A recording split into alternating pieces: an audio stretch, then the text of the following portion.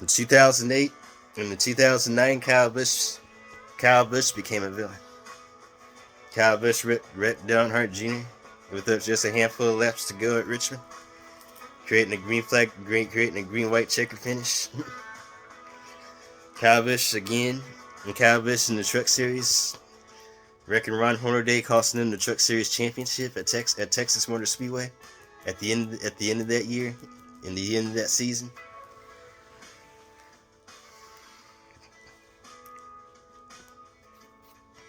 Kyle Busch was was a villain, I think, from 2009 all the way up to 2017. yeah, Kyle Busch Kyle Busch was hated by so many fans throughout the late 2000s and in the 2010. He was even hated by the NASCAR officials in 2010.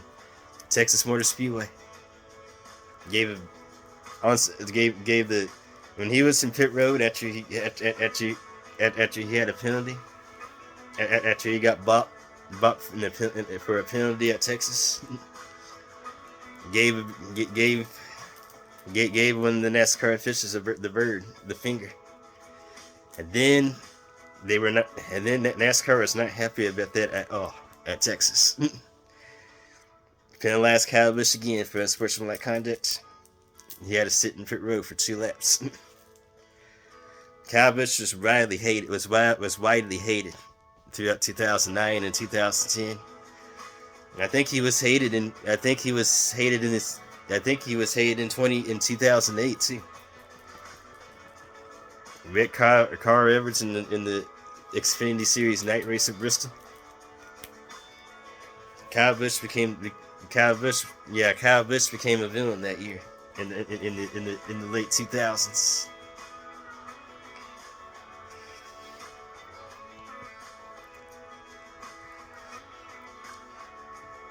He was the villain. I think if I was to guess, he was the villain. He was a villain, and he was a villain in 2000. He was a villain in 2011. I would say Tony Stewart. I would say Tony Stewart was the villain for 2011. The way he made the chase, the way he made the playoff, the way he won the championship. I mean, 2011 was probably one of the greatest seasons in the Gen 5 era, in the Car of Tomorrow era. Because he had the championship battle, he had the tie at Homestead, and it came down here but won that race at Homestead in 2011. It was either Tony Stewart or Carl Edwards. Tony Stewart won 5 races in a row. Tony Stewart won 5 playoff races in a row. Let that number sink in. There was not just 5 regular races; it was 5 playoff races that Tony Stewart won. He won the last one at Homestead, giving him his 3rd championship in the Sprint Cup Series, and his 1st championship as an owner driver. The last owner driver who became champion. The last owner driver who became champion before Tony Stewart actually was Alan Kulwicki, 1992. Alan Kulwicki was an owner. Alan Kulwicki, he was an owner driver, and he became champion. 1992 Hooters 500 was also a battle, just like the 2011 championship fight at Homestead Miami Speedway. 1992 kind of repeated itself. The 1992 Hooters 500, it actually repeated this. That championship fight actually repeated itself in the 2011 championship finale at Homestead. 1992 was Alan's year. 1992, Alan won the championship even though he didn't win the race at Atlanta. Bill Elliott driving for Junior Johnson actually won that race at Atlanta. The last race of Richard Petty in Richard Petty's career, before Richard Petty retired at Atlanta Motor Speedway in 1992. signifying an end of the career of the king himself, Richard Petty.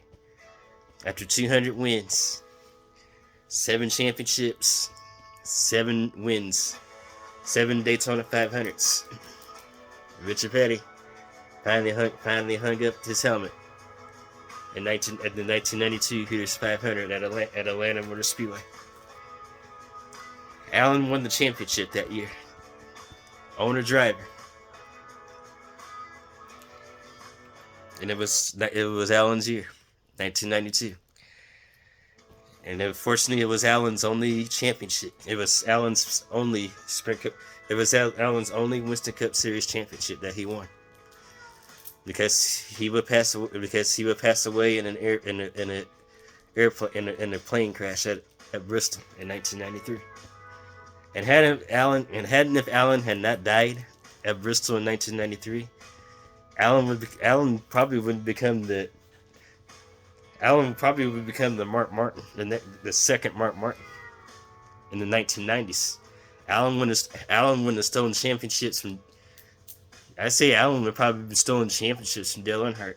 He probably would have stolen championships from Jeff Gordon. He probably would have stolen championships. He probably would have stolen championships from Jimmy Johnson if Allen was still racing to this day. The famous number 7, driven by Allen. That was Allen's ride. 1990, this number 7 Hooters Ford Thunderbird. Allen driven from the 1992 season all the way to his last season. All the way to his final race before Bristol in 1993.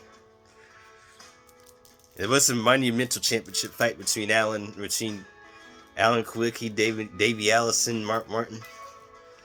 In 2011, that year, 2011 actually, 1992 actually repeated itself. That glorious championship fight with Alan, Bill Elliott, and Davey Allison. 2011 at Homestead Miami Speedway. Was actually repeated in 1992. But instead of 4 drivers, it actually featured 2 drivers. Tony Stewart and Carl Edwards in the 99. It came from that last race at Homestead Miami Speedway in the 2011 season. Tony Stewart beat Carl Edwards and won that race at the Ford 400. Much unlike the way Allen won the championship in 1992. Allen didn't even win in 1992, but he still won. He finished higher. Allen didn't even win the championship. Allen didn't even win the race in 1992 at Atlanta. He won it by most points. He won the championship by most points. Non-playoff era. Alan Kulwicki still prevailed, and Allen still won the championship in 1992. His first and only Sprint Cup Series championship.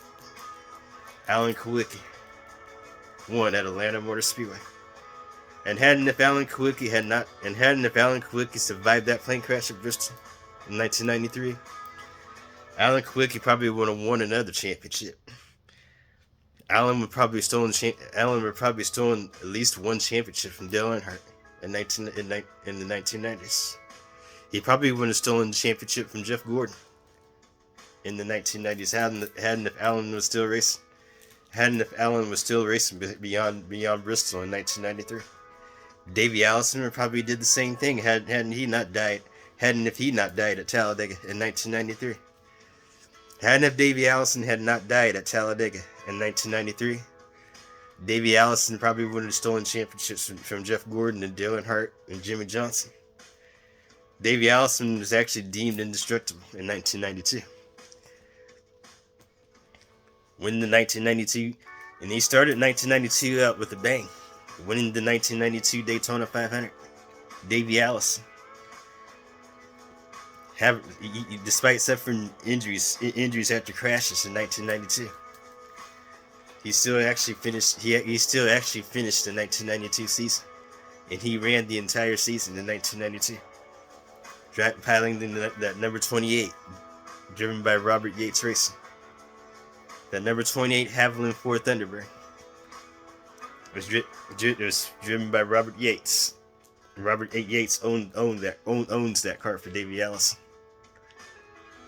Now I'm pretty sure that number 28 was driven by several different drivers. Ricky Rudd was the last driver to drive that famed number 28, which was once piloted by Davey Allison. The last time the number 28 car was on the track was in 2003. Was in 2003. Ricky Rudd was the last driver to drive that car. That famed number 28 was driven by Robert Yates. Davey Allison could have won the championship for Robert Yates in 1992. But nope, it was Alan G. But nope, his championship was cut short. And he was involved in a crash at Atlanta. And it came down to Bill Elliott and Allen. Bill Elliott won the race. Allen won the championship in 1992 at Atlanta. Bill Elliott was driving for Junior Johnson in the number 11 Ford Thunderbird. Allen was an owner driver, and he won the championship that year. This is why the championship. This is why the last race should be at Homestead. It should stay at Homestead, because it races just like the 1992, the old Atlanta Motor Speedway. It races just like that. It races just like the old configuration. Homestead races just like the old configuration of Atlanta. That's the reason why the championship. That's the reason why the last race should be coming back to Homestead. It does not need to be in Phoenix. Phoenix does have some decent racing, and it does act like a short track, especially racing at Phoenix at night. It doesn't need to be a championship race. I say it needs to be in the third. I say it needs to be the penultimate race heading to the championship. At least so they can at least to build anticipation for the last race to the championship. The championship needs to come back to Homestead, so we can relive those battles. That battle in 2011, and so we can relive the championship fight between Allen, Bill, and Davey Allison in 1992. Just imagine what the next gen car could do.